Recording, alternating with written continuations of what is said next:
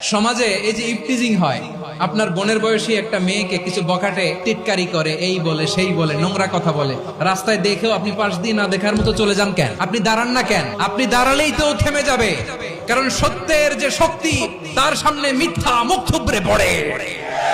আপনার সামনে ও কিছুই না, নাথিং। আপনি দাঁড়ান, ওকে প্রশ্ন করেন যে আমার বোনকে তুমি ডিস্টার্ব করো কেন? আপনাকে দেখে আরো 5 জন দাঁড়াবে, 5 জনকে দেখে আরো 10 জন দাঁড়াবে। আমাদের নীরবতা আর আমাদের নিশ্চুপ থাকাই জালিমদেরকে আরো শক্তিশালী জালিম বানিয়েছে। টেন্ডারবাজি, চাঁদাবাজি, দুর্নীতি, অপরাধ, দখলদারিত্ব, মজুদদারি, এগুলো সবকিছু একসাথে প্রতিরোধ করতে হবে, ঠিক কিনা বলেন? এই যে নতুন বাংলাদেশের এক সুযোগ এসেছে, আর জীবনে হয়তো আসবে। আসুন দেশটাকে আমরা সাজাই, আসুন আমরা এক দল আরেক দলকে নিশ্চিহ্ন করার যে রাজনীতি, এটা বন্ধ করি।